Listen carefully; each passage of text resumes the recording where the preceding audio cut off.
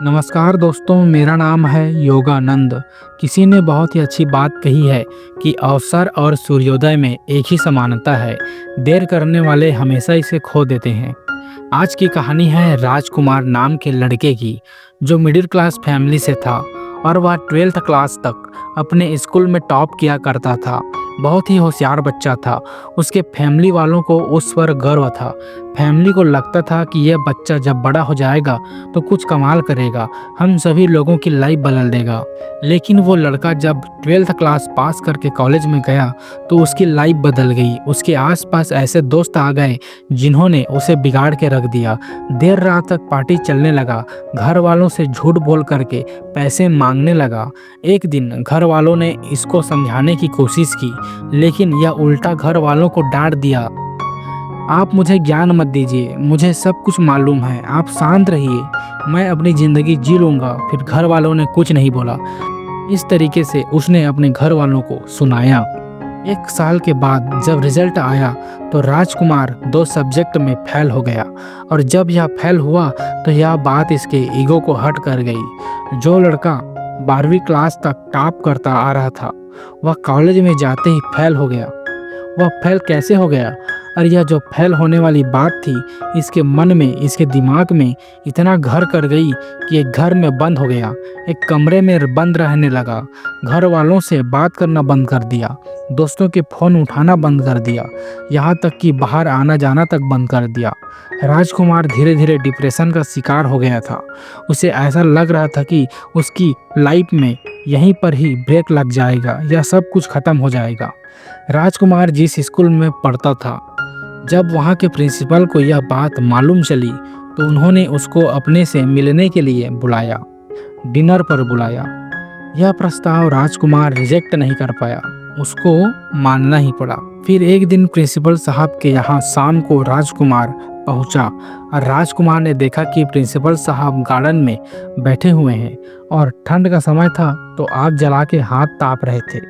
तो राजकुमार भी जा कर के वहाँ बैठ गया। फिर सर ने पूछा कि क्या हाल चाल है बेटा, क्या चल रहा है? तो कुछ नहीं बोला। 10-15 मिनट तक दोनों के बीच में बातचीत नहीं हुई। तो प्रिंसिपल साहब ने सोचा कि क्या अलग किया जाए। फिर उन्होंने आग में से एक कोयले का टुकड़ा जो जल रहा था उसको बाहर निकाला और धधकता हुआ टुकड़े को मिट्टी में फेंक दिया। जैसे ही वो मिट्टी में फेंका, थोड़ी देर तो जला, उसके बाद में वो बुझ गया। तब राजकुमार ने बोला कि सर, ये आपने क्या किया? एक कोयले का टुकड़ा जो अंदर जल रहा था, धधक रहा था, हमें गर्मी दे रहा था, उसको बाहर मिट्टी में फेंक दिया, बर्बाद कर दिया। तो प्रिंसिपल सर ने कहा कि बर्बाद कहाँ कर दिया? कौन सी बड़ी बात हुई, वापस इसको ठीक कर देते हैं। उन्होंने उस कोयले के टुकड़े को उठाया और वापस ला करके आग में डाल दिया। फिर से वो टुकड़ा थोड़ी देर बाद जलने लगा और हमें गर्मी देने लगा। तो प्रिंसिपल ने पूछा कि बेटा, कुछ समझ में आया? तो राजकुमार ने कहा नहीं। तो प्रिंसिपल सर ने कहा कि बेटा, मैं यही समझाने के लिए तुम्हें यहाँ बुला रहा था। यह जो कोयले का टुकड़ा है, यह तुम हो।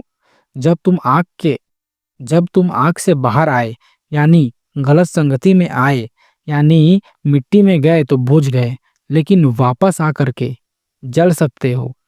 बस शर्त यह है कि अब आग में वापस आना होगा, अपनी लाइफ स्टाइल बदलनी होगी, अपने दोस्त बदलने होंगे। बस इतनी सी बात तुम्हें समझाने के लिए यहाँ बुलाना चाहता था। राजकुमार को सारी बात समझ में आ गई, उसकी लाइफ बदल गई। हम में से कई सारे लोग ऐसे हैं जो डिप्रेशन का शिकार हो रहे हैं, सिर्फ और सिर्फ एक घटना की वजह से। हो सकता है कि जिंदगी के किसी मोड़ पर आप फेल हो गए हों और आपको लग रहा हो कि सब कुछ बर्बाद हो गया है, इससे आगे कुछ नहीं हो सकता।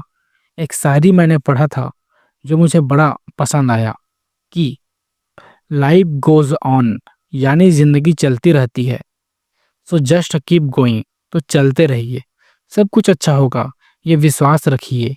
अगर फेल होना बहुत बड़ी बात है तो ऐसा मत सोचिए कि फेल होने के बाद कम बैक करना मुश्किल है। आप कम बैक जरूर कर सकते हैं। आज कई सारे एग्जाम्पल हमारे सामने हैं जो फेल हुए, लेकिन उन्होंने वापसी की। तो कमबैक करने के लिए तैयार रहिए, डिप्रेशन को टाटा बाय कहिए और रोज़ ऐसी ही कहानी सुनने के लिए हमारे चैनल को सब्सक्राइब कीजिए।